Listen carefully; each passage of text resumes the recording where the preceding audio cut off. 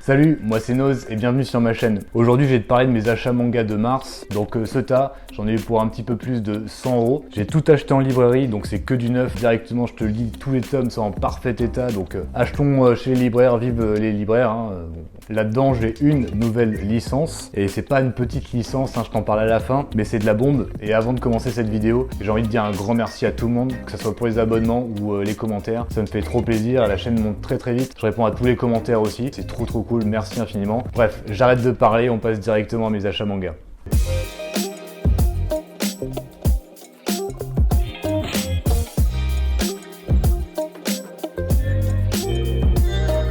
Alors pour le premier achat, peut-être que tu l'as deviné grâce à la jaquette et à la taille, etc. Enfin, faut être quand même balèze. C'est le tome 4 de l'édition Perfect de Dragon Ball. Je l'ai lu directement. On est toujours avec Goku qui est petit, qui est dans le Tenkaichi Budokai, le tournoi où il se bat contre Tortue Géniale. Après, il part à l'aventure chercher la boule de cristal de son grand-père. Moi, c'est des chapitres que, encore une fois, j'avais pas lu, j'avais pas vu. Donc je me régale, c'est toujours des gags, de l'action très bien foutu. On a toujours nos petites planches de couleurs, voilà, en mode peinture, comme je l'avais dit la dernière fois. J'essaie de cadrer, alors on sait rien, j'espère que ça va marcher cette fois. Je le mets un peu plus haut, je crois. C'est un plaisir. Alors j'ai un petit regret par contre, c'est que j'ai pris un seul tome parce qu'ils sont chers quand même, ils sont à 10 €. C'est pas donné. Mais la lecture passe beaucoup trop vite et c'est vrai que j'aurais dû prendre au moins 2-3 tomes. Donc la prochaine fois j'en prendrai plus. En plus il y a une trentaine de tomes, ce qui fait que voilà, dans 30 mois j'y suis encore, donc je veux avancer un petit peu. Mais bon, à part ça j'en suis super content. Il me tarde de continuer tout ça.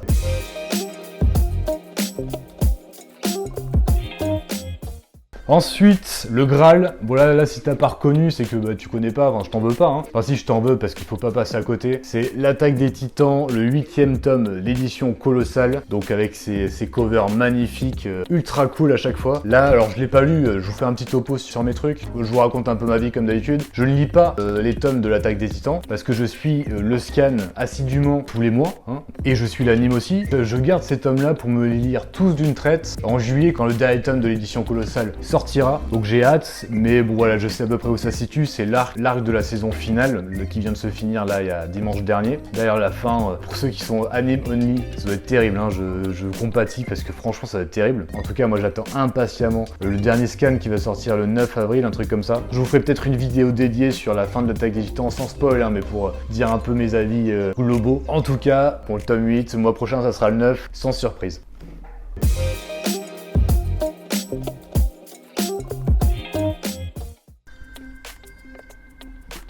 J'ai changé de tasse, je sais pas si t'as remarqué.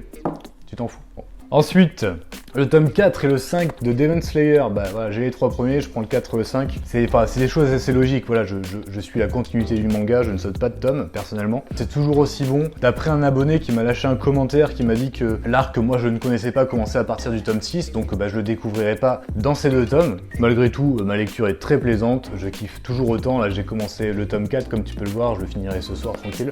Donc les 2 tomes de Demon Slayer. Ah, ça va là.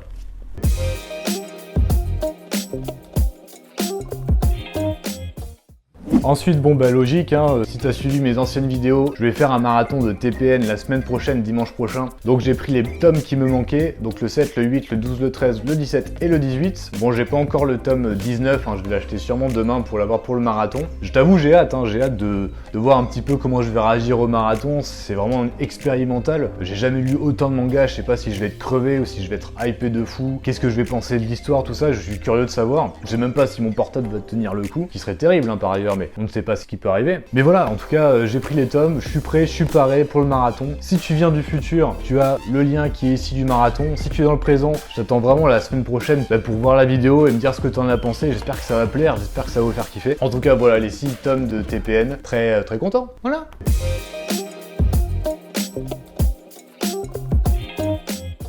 Bon, on va pousser un peu ça là. Hop, on rapproche la table. J'ai besoin de mes mains pour parler, sinon je suis pas bien. Bref, le deuxième Graal de cette sélection, de cet achat manga. Bon, peut-être que tu t'en doutes, peut-être même que tu le vois avec l'angle de la caméra, j'en sais rien, c'est le mystère. C'est le tome 28 de My Hero Academia qui est sorti il y a quelques jours. Bon, je l'ai lu direct, je vais pas te mentir, je l'ai lu direct. Je suis un grand fan de My Hero Academia. La cover est particulièrement belle, je te dis un petit peu ça pour que tu vois mieux. Voilà, franchement, on mate ça. C'est énorme, je trouve les covers magnifiques. Ça détonne tellement avec le premier tome, avec les premiers tomes qui sont beaucoup plus kawaii, un peu plus fun, un peu plus tes débuts de Marvel. Là tu sens que ça pue, hein, qu'il va se passer des trucs un petit peu dark, ça va partir en cacahuète quoi. C'est plus aussi mignon qu'avant, t'as gavé de sang, t'as un peu de bras coupés, des trucs un petit peu gore, ça devient un peu plus adulte et moi j'aime beaucoup. Donc enfin bref, j'ai lu ce tome et il est très très bon, c'est dans la continuité du tome 27 et du tome 26, enfin des autres tomes avant. Hein. L'histoire avance petit à petit, tranquillement, mais il y a tellement de belles scènes d'action de ouf. D'ailleurs ça en anime, ça va être incroyable si le studio fait autant en termes d'animation que les saisons précédentes. Ces tomes-là, ils vont être complètement fous.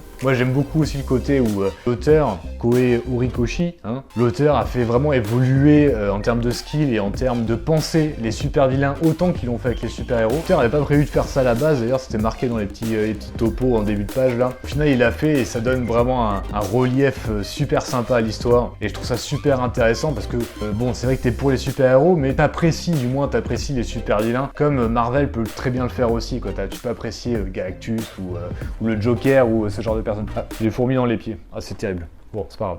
Ouais, d'ailleurs, petit truc aussi, quand t'achètes le tome, ils te disent d'aller voter sur le site de Keyworm pour tes 3 personnages favoris. Je sais que tous les 6 mois ils font ça. Je sais pas si ça se faisait en France, mais je sais qu'au Japon ils votaient pour leurs personnages favoris et après ils les mettaient dans le tome illustré d'une manière un peu particulière. Moi je suis pas encore allé voter, mais ça va être très facile, ça va être Stain, le million Mirio et Himiko, hein, easy. Voilà, si t'as envie de partager avec moi tes personnages préférés aussi, n'hésite pas, ça me fera plaisir de savoir. En tout cas voilà, très très bon tome. Si tu l'as pas encore acheté, ben fonce hein, dès que tu peux, prends le temps de le lire parce que c'est un régal. Et voilà quoi, alors c'est trop bien, c'est trop bien. My Hero Academia, c'est la vie.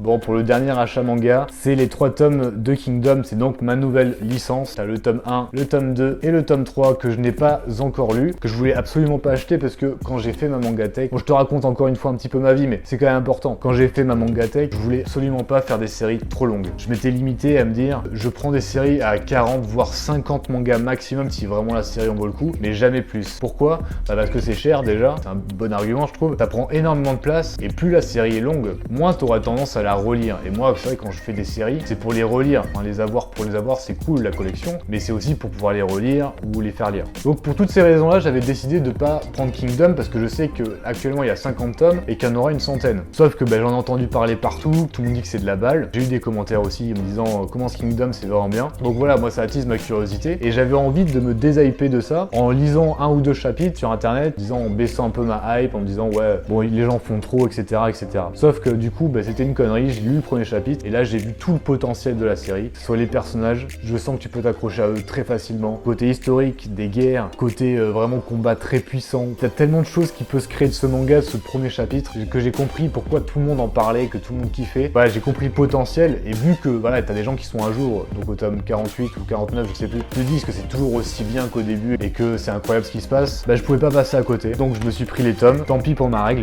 Par contre, je vais te dire un truc très honnêtement. Voilà, si je me rends compte qu'il y a 4, 5, 6 tomes d'affilée où l'action baisse vraiment d'un rythme, où ça fait un peu chier, tout simplement que c'est du brodage, que c'est moins intéressant, j'hésiterai pas à tout revendre en fait, parce que une œuvre comme ça aussi longue, si t'as 3-4 tomes par-ci par-là qui sont du brodage et qui sont un peu inutiles, honnêtement, alors c'est que moi, hein, j'ai aucun jugement sur personne, moi ça m'intéresse pas trop, je préfère avoir des mangas qui sont de la bombasse comme My Hero Academia où pour l'instant il y a aucun tome où tu t'ennuies, où c'est du brodage, ou l'attaque des titans, ou Made in Abyss, ou peu importe. Donc après je verrai bien, bon, tout ce que je te dis là, c'est un peu des excuses parce que vu ce que tout le monde en dit, ça m'étonnerait énormément que les gens disent ça en l'air. Je pense qu'il n'y a pas de brodage, je pense que c'est une œuvre qui vaut le coup dans sa continuité aussi, qui a vraiment un fond important. En tout cas bref, je vais découvrir tout ça et je t'en parlerai avec plaisir dans mes prochaines vidéos. Franchement je vais lire très prochainement. Hop, tu vas là mon pote.